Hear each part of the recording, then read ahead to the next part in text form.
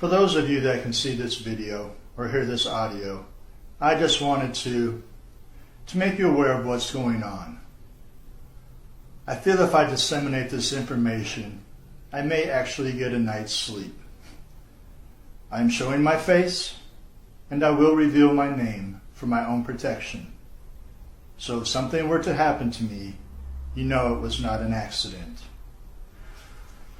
My name is Robert Connors, and I have served with the Department of Defense for over 20 years. Prior to that, I served active duty campaigns in both Iran and Vietnam. I have served my country with honor and distinction. My record speaks for itself. As an ex-DoD operative, it was my duty to protect the Constitution and mitigate foreign and domestic threats in this country.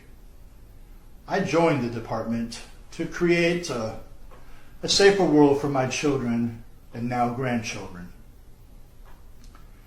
Unfortunately, the last decade of my career, I have seen and been a part of one of the biggest threats to this great nation and its citizens. In March of 1994, I was brought in as Director of Communications for a project called Operation Sedgwick, formed under President Ronald Wilson Reagan in 1989. This program was the second stage in the project called MK Ultra. Its focus and sole purpose was the control of the African American population and urban youth through music. Yes, you heard me correctly, through music. I have in my possession a series of video and audio recordings detailing the existence of this project. My division was ordered to destroy all documentation and archive footage. I, in good conscience, could not. This is the information that the American public, along with the families involved, were told bold-faced lies about. From the first-degree murder of Lassane Parish Crooks, also known as Tupac Shakur, to the evidence of influence of entities well beyond this federal government, beyond this world, will be revealed in these tapes. To my friends still at the department, please, I repeat, please join me. For the Bible says, whoever knows the right thing to do is, but fails to do it, for him it is sin. I can no longer live in sin. So, I am giving the Department of Defense until Monday, September 23rd, to do the right thing and disclose this information. If they do not, I will release these tapes to the media outlets and into public domain via YouTube. And to show I'm not bluffing, I will release Michael Jackson's final phone call on the eve of his death. Mr. Jackson's phone was being tapped, and he is speaking of a government conspiracy to murder him. I know this video and this channel will probably be deleted, so I urge you, please save, download, and re-upload everything that I release for freedom of information's sake. God bless you. Thank you for listening, and God bless you all.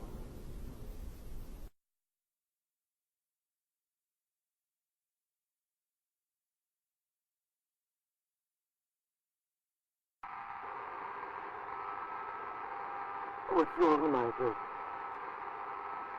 I don't know if I should tell you this, but I don't know who may be listening.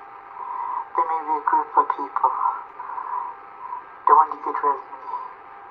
They don't want me here anymore. I don't understand. What do you mean? Talk to me. I can't talk about it over the phone.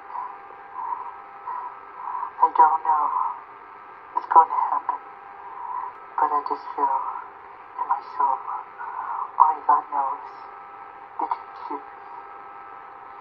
They could stab me. They could frame me and say I overdosed you on drugs.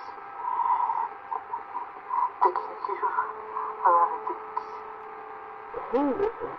Who could do these things? It's not the government. It's more than the government.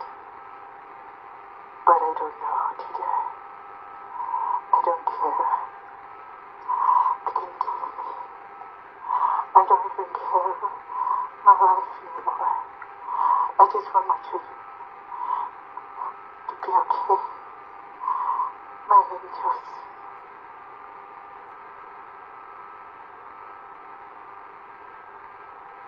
I want them to be safe. Michael. I gotta go.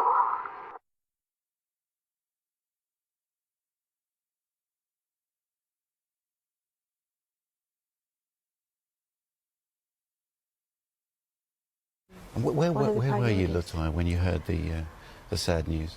Well, actually, my father called me. I was at home, and I had just hung up the phone with my business partner, and he had just told me about Farah, and I said, oh my, geez, I wonder who's next, because it always happens in threes. To see.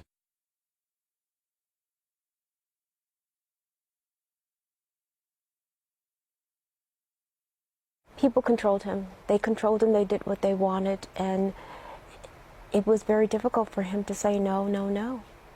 You must have seen this happening. Was there anything that you could do or say to Michael to change that situation? It's very, very difficult, because in situations such as that one, we've tried so many times to intervene, and it's not always that easy, because they keep everybody at bay. They keep everyone away, actually. Everyone. How did they do that? By controlling. And I know, because I have been in a controlling and abusive relationship, but by controlling him, controlling his thoughts, control what he does, not letting any, giving orders, not letting anyone through the gates, not letting anyone near security, things of that nature. And this way they have him, and they control whatever he does. The phones, no phones in the house. You suspect foul play. Do you think it's murder? Absolutely. Absolutely. I said it in the beginning, and I believe it to this day. You must remember, Michael told me repeatedly that they were going to kill him, that he was going to die. And who did it?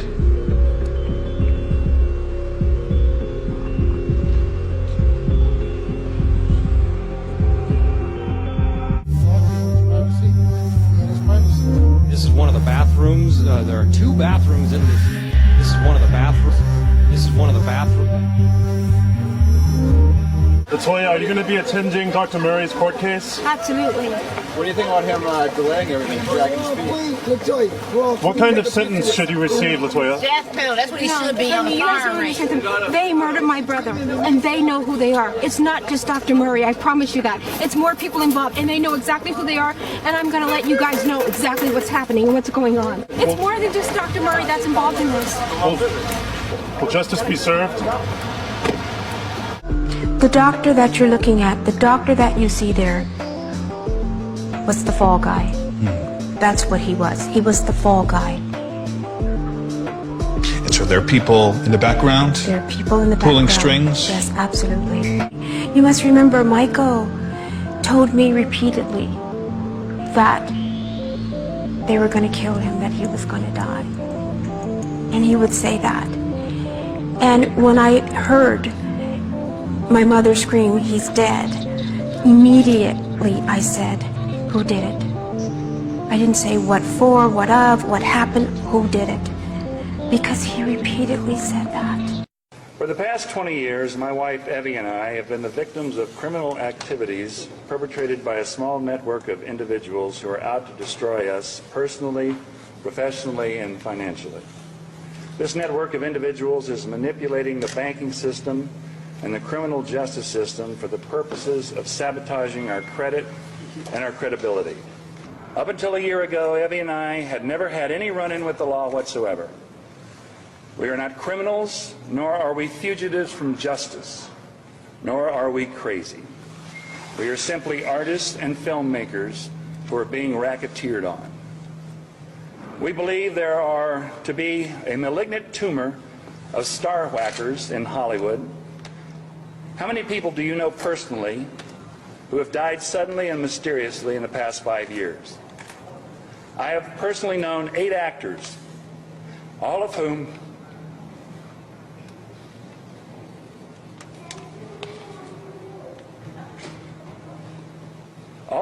I have worked with and was close to.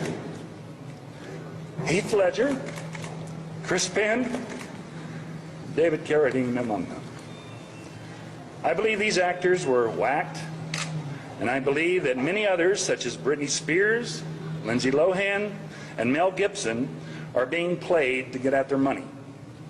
In the meantime, many a celebrity's image and marketability is being co-opted and destroyed. Google helps out by keeping the negative stories near the top of a celebrity's webpage because it's the negativity that brings in the advertising revenue. In my own case, my ex-attorney Lloyd Braun has joined this tribe of bottom feeders by creating his own celebrity gossip website. What is wrong with that picture? When your own attorney starts defaming you, who do you turn to defend you?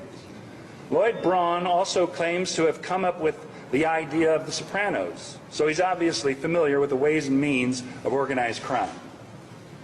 Unfortunately, my brother Dennis has made matters worse by buying a house from Mr. Braun on property Braun originally bought with money he embezzled from me. I recently discovered, much to my surprise, that Dennis is also on the deed to my Santa Barbara property. This is also the work of Mr. Braun, further confounding the validity of the transfer of my fully furnished property in 1992 to Mr. Bruce Berman.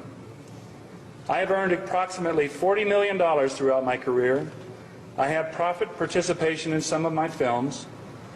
I am being embezzled from by this monstrous ring of accountants, estate planners, and lawyers who are mercilessly slandering me and trying to kill my career, and I believe murder me in order to gain control of my royalties. I wish to return to only one thing: work. So does your client plan on attending the hearing next week in Santa Barbara? My client is intending to comply with the law in both jurisdictions, and we are going to spend the next couple of days strategizing how to best achieve that. Will that not compromise your refugee? It may.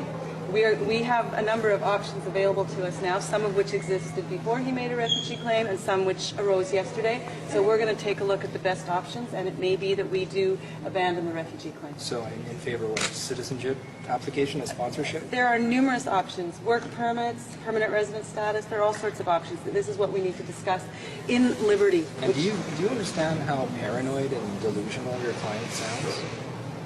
I'm not going to comment.